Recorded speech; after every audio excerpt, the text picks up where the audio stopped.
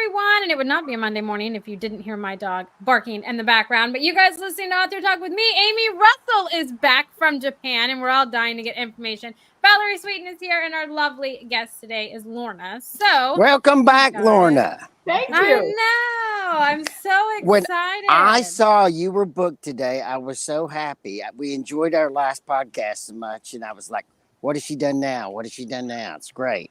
I've got a few.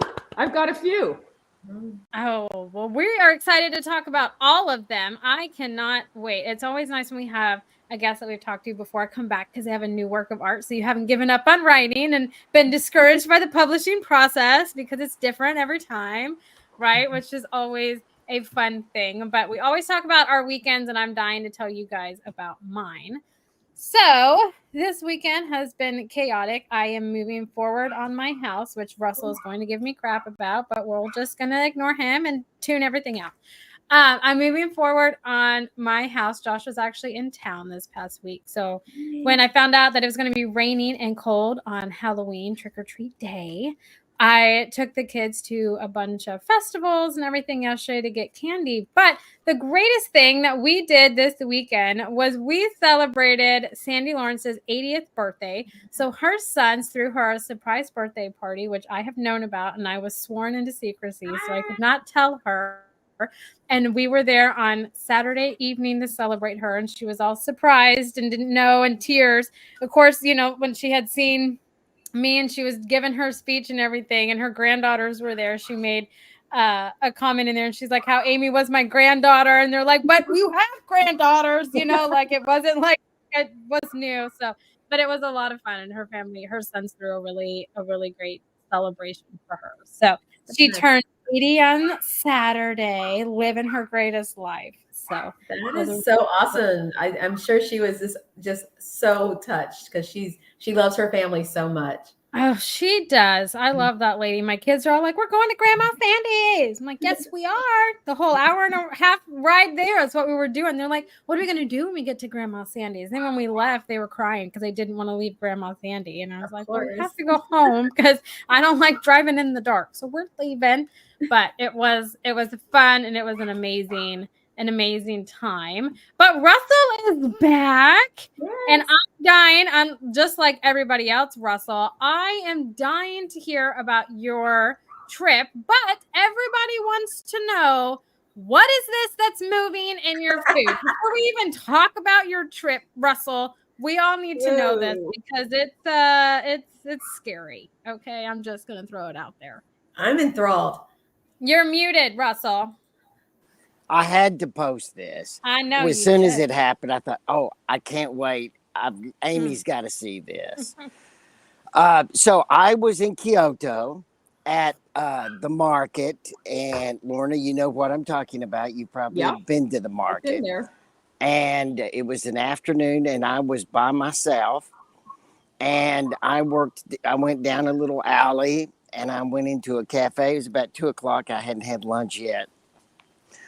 And every place in Tokyo, every place where they expected tourists in Kyoto, where someone's coming down the mountain next to me.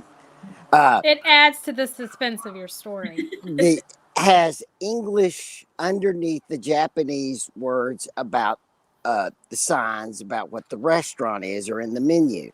In this cafe, there was nothing, no English. And I discovered, frankly, to my surprise, because I just spent 4 or 5 days in Tokyo, and it seemed like everyone could speak some English. Nobody in the whole cafe could speak English. They only spoke Japanese as far as I could tell. Nice. So I had to resort to pointing to pictures to tell them what I wanted. Okay. And I pointed to what I thought was ramen. And the waitress asked me twice if that's what I wanted, pointing to it with the look. And yes, this is what I want. And a tall beer. Okay. Which she argued about with that too. Now, here comes the truck up the mountain there. So to get to the important part of the story, there's an old man that's sitting 2 stools down from me at the bar. Okay. So that'll be important later. So I order the food and I'm waiting, and then she brings it out, and they serve it on a metal plate, and I mean it's almost red. It's so hot, and they set it down in front of me, and I look down, and it's moving just like in the picture. I couldn't believe it.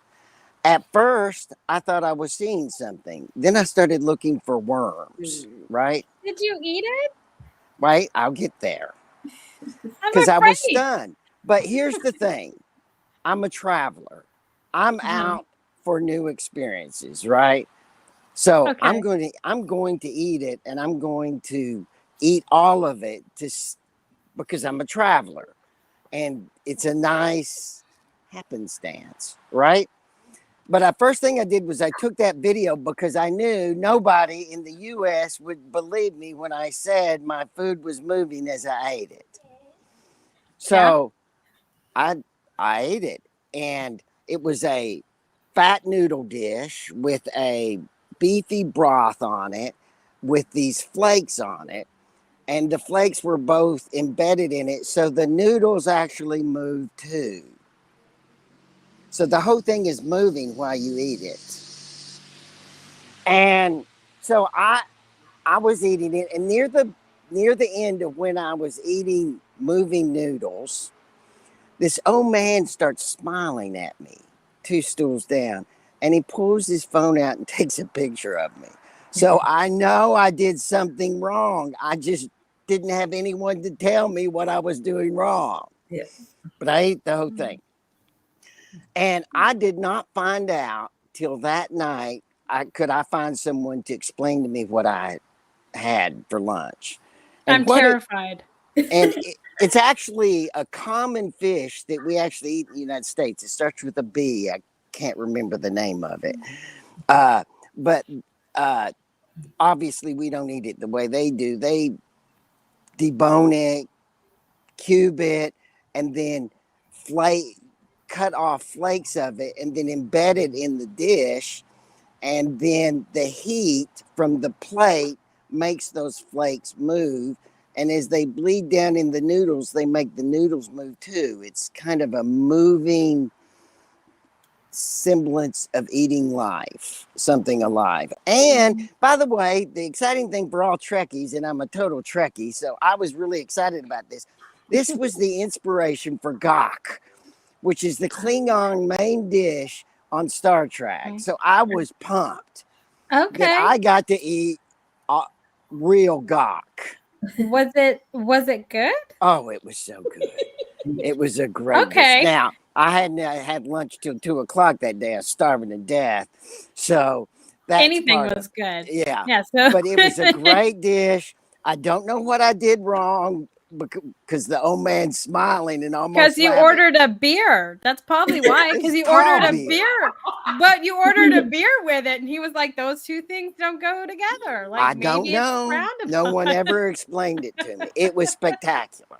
Oh man! Well, I'm glad that we got to hear about your moving food because we have all been mortified. To be honest, it was so fun. I was over Alaska watching the show when you guys were on last week, and watching you guys react to that moving food. I thought Sandy was going to puke. It was so great. It was so great. Oh my gosh. No, Russell, I'll eat anything. I think I might have had that at a Japanese restaurant here in Houston. So, whatever, the more the merrier. I love trying new things. A California tourist that I was speaking to the next day said that he had it in California at a Japanese restaurant. Mm-hmm. I have never heard of it before. And I don't even know, to this day, I don't know the name of it. Yeah, I feel it was something that was brought to the table, like, here, y'all try this kind of thing. And we're all like, okay. Yeah. Okay, well, that's fabulous. I'm glad that we have figured out what it is, and it's not as gross as we thought. But and it tasted good, Amy. It was so fantastic. Okay, so. But he hadn't eaten, so I mean, I feel like honestly, anything at that moment would have tasted fabulous. But I'll give it to him because I will try new things to an extent. I don't try spicy things. And if it's moving on my plate, I have to really be starving. I'm just going to throw that out there 100%. But what did everybody else do this weekend? Valerie, you're dressed up for Halloween tomorrow. Yes, I love Halloween. Halloween's like one of my favorite holidays. So, ever since I was little, my parents actually used to make haunted houses at our elementary school. My mom would film my dad dressed as the Wolfman coming out of the woods and showing him in the haunted house. So we're like a big Halloween family. But this weekend we celebrated my son's 19th birthday, and so we went to a new Indian restaurant over here by the Sam Houston Race Park. And we had never been there before. And so we were ordering all these things. And of course, and it's pretty spicy in general, but he's like, how spicy do you want it? And so I'm like, and so we were all going different variations, but my husband got one and it was like, that's really hot. But what was good is they served it family style. So we had giant bowls of all these different things that we could eat. Oh, nice. So we could you'd be sweating or just, whatever. We had a lot of naan bread and just made it work. And it was really nice. You guys need to be friends with Josh. Like Josh does that when he orders like Thai food or Indian food, or like if I make Indian food at home, he always has like his extra spices because in his words, make it bland because I don't do spicy and food. I believe that. I believe Josh on this. And I got to tell you, Valerie, that's such a Houston thing to do.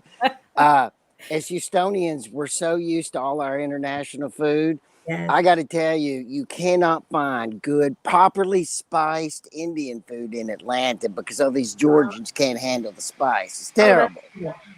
I mean, I don't know, but Josh likes it like that, where he's like sweating and it like clears his sinuses, and he's like, "Oh, this is the good stuff." I'm like, I'm pretty sure your mouth is numb. Like, how are you tasting anything? I don't understand what you're doing. No, so, it was delicious. It was absolutely delicious. We had about 6 different entrees, and so we were just passing them around the table with the rice and the basmati rice and everything. Oh, so good. Oh, that's always and it's great to see the kids, of course. Of course, that. But this whole experience was great. Yeah. No, it was the reason to eat. Eat and celebrate. That's the best thing. No, I love that. Lorna, what about you? What did you do? Well, I'm ready for it. You know what? It was, I'd like to say that I went to an Indian restaurant, but I actually ate chicken fingers. But no, it was the big outdoor game here in Edmonton. It was a huge, huge event. It was the Battle of Alberta, Edmonton versus Calgary. And what they do is they set the hockey game up at the Commonwealth Stadium instead of in the arena. So it's outdoors. It's in a football stadium. There's bands, Nickelback played. I mean, there's other entertainment, and then the two teams played. So it was really fun, and it was cold, not too cold. It was a beautiful sunny day, probably like -10. That's not, you guys don't like, that's -10 Celsius though, right? Like, yeah. That's not too cold to you. I'm freezing and it's 42 outside. No. My toes are numb. But we needed it, and it was kind of nice. Yeah, I have my long johns underneath my pants, underneath my jean pants, and a jacket on, and a hat, and a toque, and the whole 9 yards. But it was a really, really great event. Like, it was really fun. So, and it's old school hockey. They do them all over. Like, they have had them in Buffalo. I want to say they've probably had one maybe in Philly, I like throughout the States as well. But this was a big one in Canada. And the last time they did the Alberta Calgary outdoor game, it was -40. So this one was quite a bit nicer than the last you one. got to be a dedicated fan. Right?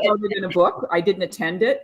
But this one, and it was really fun. It was a wonderful event, and they did a great job of organizing it. And it was really fun. I had a great weekend. It was really, and the town Edmonton was really busy because there was so many people in town for the event. That sounds fun. Yeah, it was really fun. Yeah. It was fun. Like 60,000 people in the stadium, like watching a hockey game. It's really fun. See, that sounds fun. Like that sounds like my kind of party. If it's like, 80 degrees outside, 76, maybe 80, well, it's a football stadium, right? They put it in a football stadium, but then they put the artificial ice down. So it takes a little bit of work to get the ground made into an arena. And they also had a very small one off to the side, and little kids were playing, and it was so adorable because they have to go by the fans, and they're all like waving. It was just like, it was a big day for the little guys. Like, you know, they were dressed in Flames or Oilers jerseys, and they were probably about 5 years old, and they're all waving at everybody, and there's so many fans, and they're just so thrilled. So it was fun. It was a really good weekend. I love it. Yeah, see, so negative 10 degrees compared to last year is like 80. You know, you're like, this is great, fabulous. Okay, doesn't bother me any. Dig it. Yeah, well, you guys are built for the cold, though. Us Texans are not. We are just not. We'd have to acclimate. It'd take us a while to acclimate, you know. It would take us a really long time. Yeah, my sister-in-law lives in cold, but you know what? My son went to the University of Arizona, so obviously he wasn't built for the cold. Yeah. Nice. Yeah. Nice.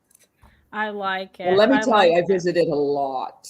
I went to Tucson a lot. I believe it. I probably would if I was up there and it was cold. I definitely would find somewhere warm to go and visit for sure. Mm-hmm. Russell, it's your turn to shine, my friend. Yes, we want to thank everyone listening to us on the podcast. Most people listen to us on the podcast during the week, not watching us live, and they listen to us while they're working out, driving to work, and we very much appreciate it. And we're so available that even I can find us on the podcast channels. Where are they, Amy? Yeah, so you guys, you can hear us anywhere that you can find a podcast. So Amazon, Spotify, iTunes, Google, Good Pods, anywhere that you can find a podcast and search for one, you can find us. Remember, it's the crimson, red, and gold because I'm selfish and I love those colors. So that's what our brand is. But Russell can find us, so it was perfect for those. But I do compliment Russell's statement. We are extremely humbled. We're going into our 9th year in January, Russell. Is that right?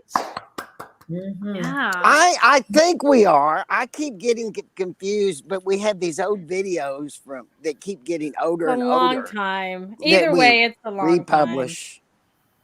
Time. And people could always find our old videos both on the YouTube channel that Amy has made for us, and annually we republish them on our Facebook page, so you can always see. There's almost every day. Because we've been around so long, we've almost done a show every day of the year now. And so almost every day we have either a new show on or a show from our past. Mm-hmm. Yes, that is a true statement. I don't think we have missed a Monday, Russell, because if Christmas fell on that Monday, we pre-recorded, but it still aired on that Monday.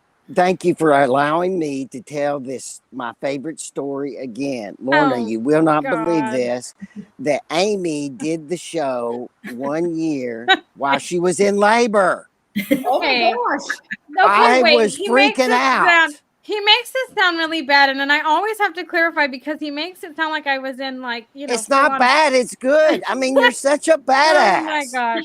Okay. So let me paint this picture for everybody because Russell just paints it wrong on so many levels. So it is true. I was in labor with our oldest daughter, but I was I wasn't pushing and I wasn't videoing on. I think I popped on to say, hey, why I wasn't on. And then I got off and then I was in the comments and Russell was reading the comments and he lost his mind. He's like, oh my God, Amy's in labor and she's still commenting. That's dedication, people. That's dedication. I just was like, you call it crazy. But knowing Amy, she's crazy anyway. So she doesn't care. You just have to stop every moment for every couple of minutes to go, okay. I'm back. I wasn't you have the in-between time. See, he posts this picture so wrong, okay? I wasn't like a 9 or a 10. I was only like a 5 or a 6. So it wasn't that bad, okay? It was okay. Okay, if you're okay. All right. Yeah, but Russell loves to point that out. Do you have a high tolerance for pain, Amy? Maybe that's the case. I do, okay, because my youngest traumatized me in 45 minutes, and I did not get an epidural, and it was awful. So I do, yes, I definitely do, and I I think don't let Josh her is the forget one it. with the high tolerance for Josh has pain. a low tolerance for pain. Let's You just be inflict honest. pain many times. He must have Oh, a love for oh, pain. Russell, you make Okay. me I can't believe I'm so happy you're back, Russell, but you make me sound so torturous. I'm not a torturous person. I'm really nice. Anyways, if you want to hear and participate in our conversations, you're more than welcome to go over to our Facebook group, our YouTube, any of our social media channels. We're all open books and participate.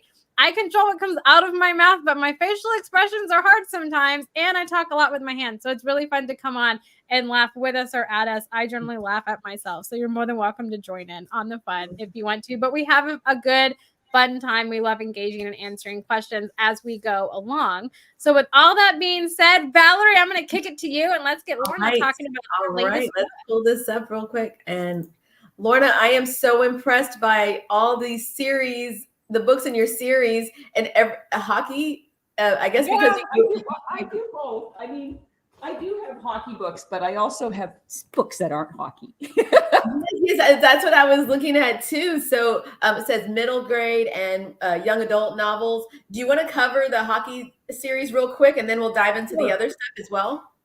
This is a really fun series. This is like, and they're very popular because they have text, which I love, and then pictures as well, like little pictures. But they also have some graphics. Oh, so nice. there's I love four that. And I know sets the of kids love that. graphics which follow the storyline of the athlete, of the hockey player, and it's really fun to write them. I like writing the text, and then I do have to write out the graphics. Like that is something that I have to do. Like I have to do like page 1, panel 2, panel 3. I have to put in the what they're talking about, or if it's a thought, or if it's a thought bubble or a speech bubble or whatever, who's talking. So they've got a lot of information in them. And a story about Leon, which I found really funny. Like when I interviewed him, I asked him, he moved to Canada from Germany. He's from Germany. So he grew up playing minor hockey in Germany, which I kind of enjoyed because it's a different situation between Canada or the States in how they have formed their minor hockey associations.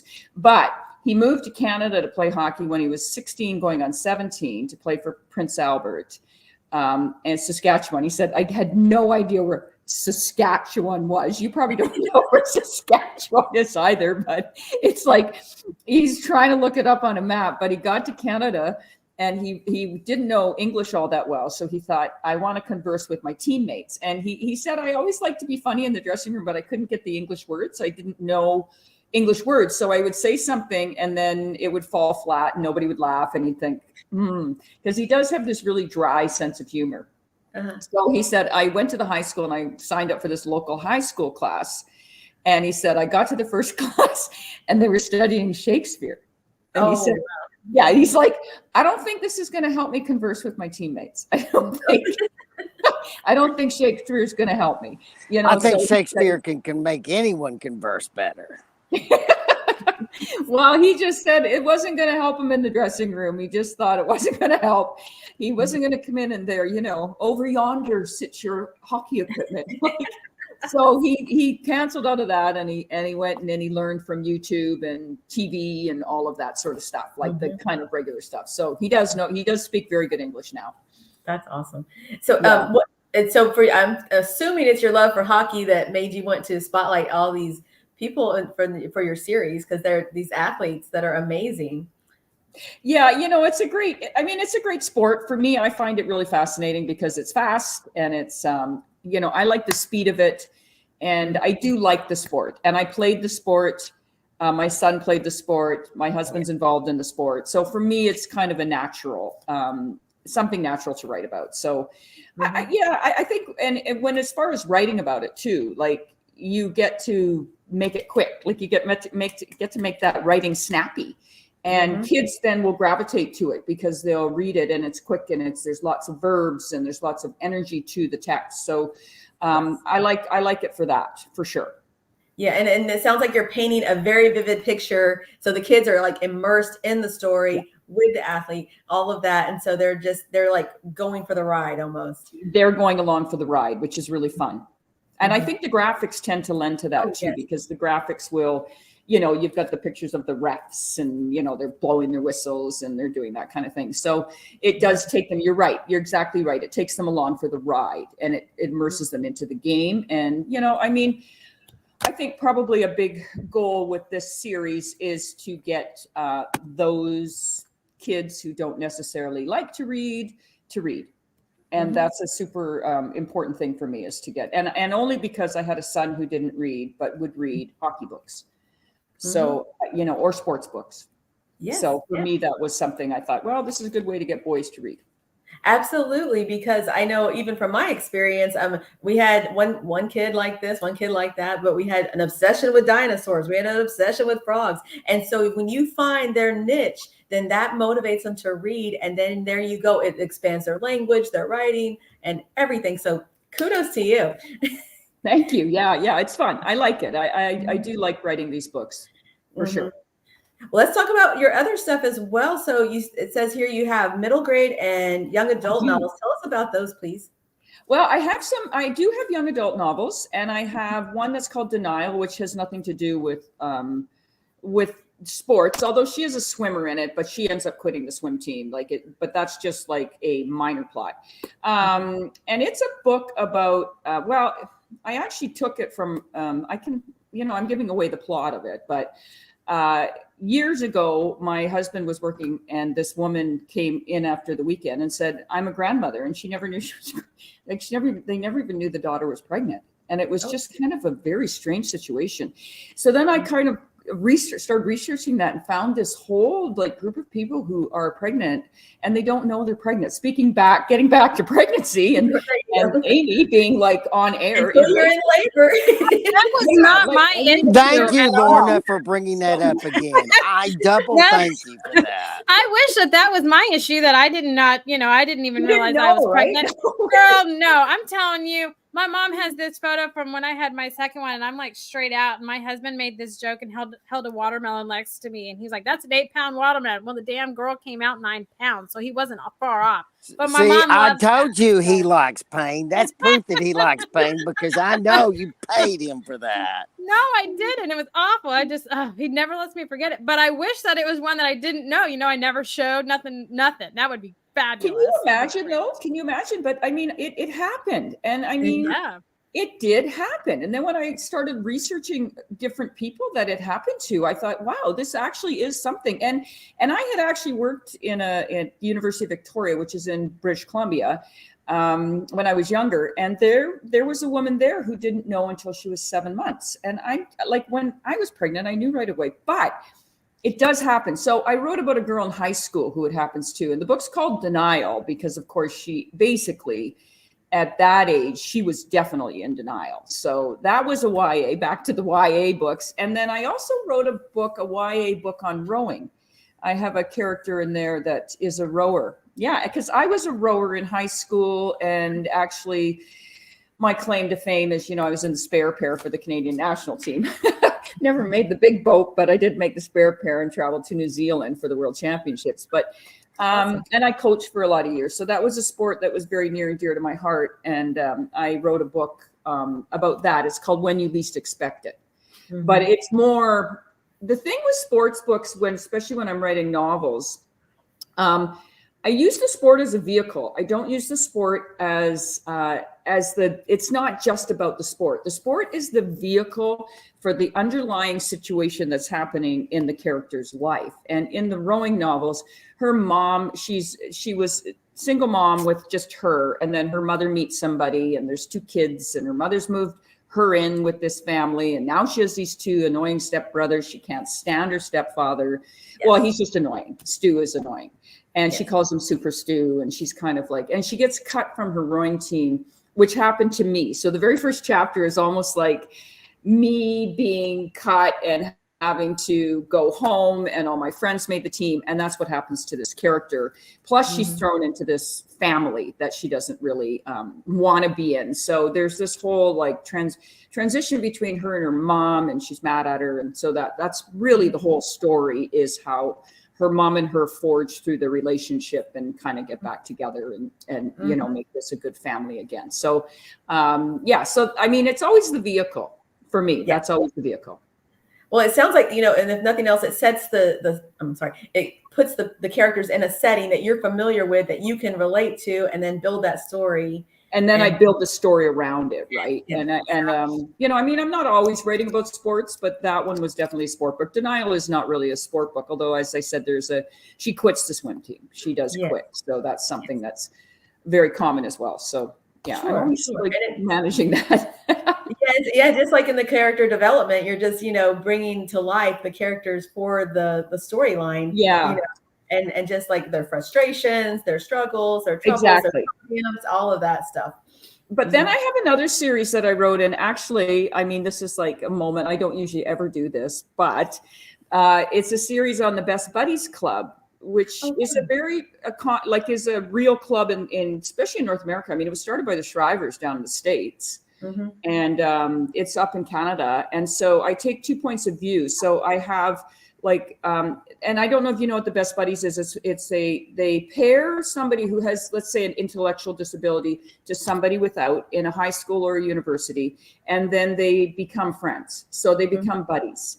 And it's a way to integrate people into the school system and you know, just for cognitive development and that kind of thing. So there's 5 books in the series, and I wrote the first 4 like 2015, 16, 17, 18, somewhere around there. And then of course things happened and I didn't write another one. And then I finally, like 3 years later, I wrote the 5th book because I had it plotted, and a different publisher picked it up. So because the publishing house that did the first 4 went under during COVID. So that happened, right? I mean, that's just life. And so another house picked it up, and they actually did the distribution for the other 4. So that worked out really well. But it just won the High Plains Book Award. Oh, that's awesome. Which is an award down in the States. And what book is that? It's an award from Alberta, authors and books from Alberta, Saskatchewan, Manitoba, but then it's also through the plains in the States. So you have Colorado, Montana, like the High Plains is actually in Billings, Montana. The award presentation is in Billings, Montana. And I didn't get to go this year. I went last year. I've not been nominated twice. I was nominated with that rowing book, and I didn't win. And I went down, and I had to sit there and not win. And so this year it was Canadian Thanksgiving, and I couldn't go because we were having a big Thanksgiving dinner, and then I won. So I really wasn't there to pick up my award, but they sent it to me, so that's nice. Yes. Yeah, so I was very happy with that. It's called Behind the Label. So those books are not sports at all. Like those books are basically all about friendship and treating people with kindness is basically what they're about, and learning about other people. And what age group is that one for? I'm sorry. Pardon me? What age group is that one for? That one, you know, because it's clean. I can say that a grade 6 student or even a grade 5 student that's a good reader could read the books. Grade 6, 7 for sure, 7 and 8, and then high school for sure. Yeah, but they can start younger with those ones. Like Denial, no, I would say high school. Like I wouldn't even say that. I don't know if I would put that into a middle school. I'm sure I could say that now. Middle school kid will go read it because they know that. And when you least expect it, to the rowing book, I would say is definitely a high school book. But these ones, they can definitely be read by sort of that 6, 7, 8 category, as well as high school. And then I know it said that you have a Puckster series. Is that one completely different? Yeah, I have a little Puckster series. That one I don't. I haven't done too much with that one recently, but I do have this one. This is what you bring. This is the new picture book that I have. Oh my gosh, that looks amazing! And it's about being evacuated from a fire. Oh, That's good news. You talked to us last time about the fact that this was coming. So I am so excited that you came back to show it with us. Thank you. It's here. It's so exciting. That was beautiful. I just did a whole bunch of school visits, and the illustrator is Ellen Rooney, and you know what? She just did a beautiful job. I loved her illustrations because it's a sensitive subject. And I mean, I'm writing a picture book for like 5-year-olds to read, and it's about, it's kind of scary in a way, like being evacuated from a fire and having to leave and go somewhere. And, Ellen just put in these magical colors that I was like, wow, like even when they're driving away, and the fire is in the distance, the car is yellow, the house is pink. There's so much beauty to what she did to the illustrations that I was thrilled. I was thrilled with the final copy of it. And that's always really fun to get those final illustrations because, everybody always asks about the relationship between you and the illustrator. And I don't pick the illustrators. You don't pick. The publishing house picks for you. And then you don't actually converse with the illustrator throughout the entire process until, you get proofs, but you go to the editor, and the editor goes to the illustrator. The editor goes to me. Like there's like a point there, a point person. And it sounds in like the end, the when the lawyers book finally comes out. I said it sounds like lawyers in a divorce. You don't talk to the spouse, you talk to your lawyer, they talk to their lawyer. Only Russell would go there. Like, and I get it, it's from, experience, but only Russell, because my mind was just like, man, the person that's middlemaning that can like manage their stuff. Like I'm more fascinated with that whole arena. So, well, I like it. I might have knocked her off with my with my rude comment. I must Russell, be sorry. You should feel ashamed. It sounds very much like a divorce, and the lawyers talking about what their clients are thinking. It's really funny. So while we're waiting for her to reconnect, if you were doing an evacuation, right? What would you bring? What was one of the one things that you wouldn't be able to like let burn with your house? What would that be? Well, it's funny. Remember, she said when they were evacuating, her daughter grabbed her baby doll. Isn't that what she said? I thought it was that or like a pair of shoes. It was something. It was something which was very awesome. I know she'll be right back. Yeah. But I would grab my dog. Well, that's a given. Like a material object. That's my like computer? Sentimental or something. You wouldn't grab your watch that you just got? No, I wouldn't. I would grab my computer, but that's a good point. Yeah. I don't know. I wouldn't think the fire would be able to get in the safe, so they might be okay. Well, I would hope that you were wearing your watch, because I want to believe that fires take place during the day, which is not true at all. But in Amy's land, they do. In Amy's land, okay? Valerie, what would you take? Oh my gosh, I would love to grab as many pictures as I could because that's just, some of those are so irreplaceable. But now everything's on the cloud, so I wouldn't feel as distressed, except for like the older pictures that are not on the cloud that I still have negatives of. I'm back, but you know what? My computer this morning, my power cord broke. Oh man! Going to go on to this, so my battery is super low. Just as I was coming on this morning, I was like, "Oh no, this broke!" Like the little metal thing that hooks in broke off as I was plugging it in before I started, and I was like, "No!" So I don't know how much battery I have left. So if I'm gone again, it's because my battery died on my computer. Oh, it's okay. Okay, and that's to get a new one. Sorry about that. Just fine. You're just fine. Hey, things happen. That's why we like doing this show live, because things happen all the time. Yeah, well, it just like kicked out, and I thought, and then it's on like your battery's really low, so I'm on like a saver right now. But it just broke just as I was hooking into you guys, and I was like, oh man, if I'd have known like half an hour ago, I would have run to Staples. No, it's okay. I used to have kids banging on my door. I have a dog in here now. Russell, I saw the dog, by the way. On it. Yeah, I saw the Russell. dog. Russell loved when my kids would be banging on the door. You need to feed that dog more. That dog is skinny. He's only a year old. Russell, I'm so over you. Anyways, Lorna, we were talking about what we would take if something like this happened, right? Right. That's when me Okay, and Russell, good. I'm glad you guys went. Yeah. So And me and Russell were trying to remember what was the one object in the story, or that you had kind of correlated. Was it a doll or a pair of shoes? Well, no, I took the dumbest things. Like I took all shorts and no t-shirts. So that's why I called it what to bring. And of course, the little girl says, Leah goes to her room. What should she bring? Everything. She wants to bring everything. And as I said, the little girl up the street, she wanted to take all of her shoes, every pair of shoes that she had. That's it. She wanted to bring all her shoes. So, I mean, it is about what to bring, but it's also about family being the most important thing that you end up bringing is your family. So my dogs were with me and then my kids were fine. We're safe.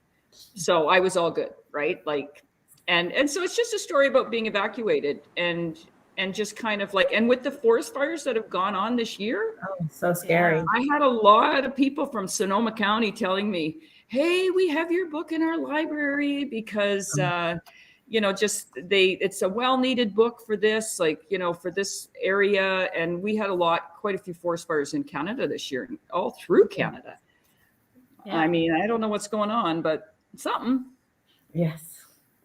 I don't know. I don't know what I would bring. I feel like I would bring like you and bring like a ton of shorts and no shirts. And I'd be like, oh crap, I forgot I can't walk around without that, So I feel like how much did you laugh at yourself, Lorna, when you realized what you had done? Because I laughed. I had to go to Walmart and Walmart and buy t-shirts. The other thing was we just had this huge family picture done.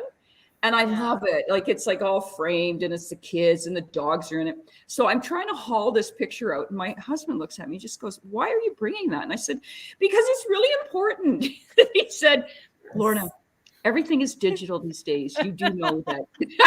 We know the photographer. We can go and get this redone. And I was like, that's what I was telling him too. I said, all my pictures that are not digital, like all the ones from, like the 90s or whatever, all my stuff that is on negatives where we had to actually go take it and get it developed, those are not. No, I took a box of photos. I did take a box of photos. I took my computer because of all my books, all my work is on there. So I did have my computer.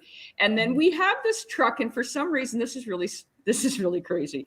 I had a new bike that I just bought, this racing bike. And I was really proud of this racing bike that I bought. So I shoved the bike in there, but then I don't take the shoes.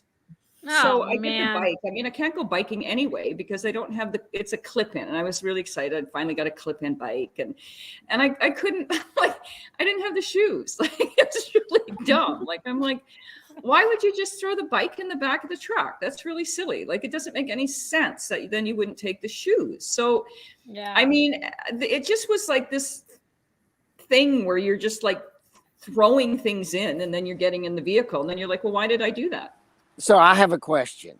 Do you have an escape bag that you now have ready to go? Yes. Now I'm ready to go. Now I'm organized and I am ready to go. So now it's a totally different thing, right? And I think that maybe if you're reading the book, then that's something that people that have fires would be able to prepare for that.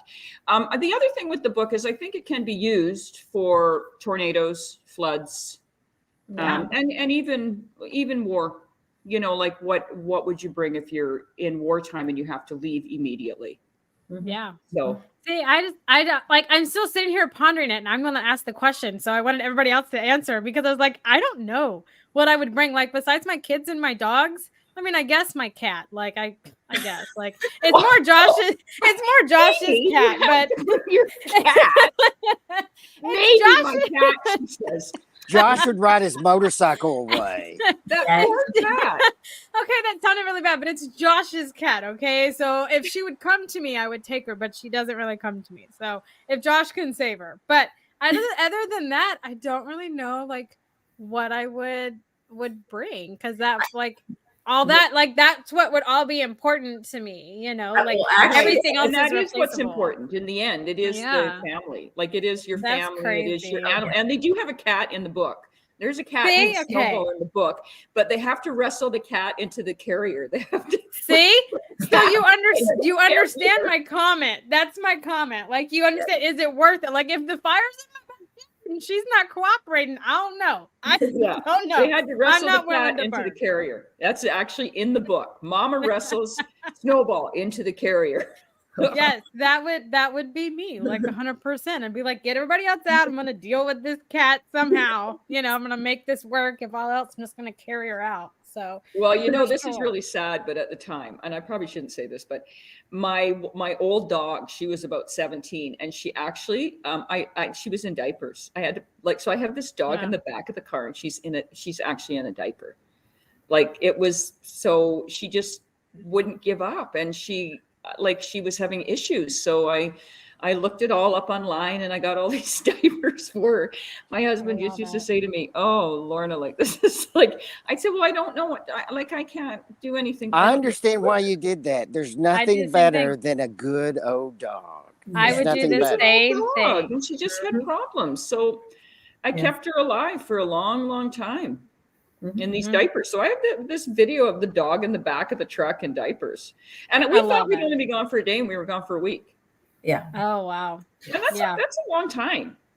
Yes. That is a long time. So, Lorna, how can people get in touch with you? How can they see your books? Well, my website is Lorna Schultz Nicholson. I know, long name. www.Lorna Schultz, and Schultz is SCHULTZ, Nicholson.com. If you Google Lorna Nicholson, you'll get Lorna Schultz Nicholson. Generally, that does come up. So, and I do have a website. All my books are on the website, and all the links to Amazon and all of that. I can see the dog in the back. Hi, buddy. All the links are there. If you look me up on Amazon too, all the books are there. So it's easy to kind of reach them through there. And in the local bookstores for sure too, Indigo, and then Barnes & Nobles. I mean, they are definitely available for an online purchase on Barnes & Nobles. Nice. Well, Lorna, it's so great to have you back. You have to keep coming back. It's always so much fun to have you on the show. So thanks for taking time out of your morning to come and hang out with us here on Author Talk. Well, the next one is The Girl Who Loved Poutine. Ooh. That's my next picture book. I'm just going to leave it right there. That's where I'm leaving it. I love the words. I love it. I always love the word poutine. Who doesn't love the word poutine? You can find out what poutine is. Hey, I'm from Houston. Mr. I know what Foodie poutine Russell. is. Yes. Oh my gosh. Well, we hope everybody has a fantastic Monday, a safe and fun Halloween, and a great rest of your week. And until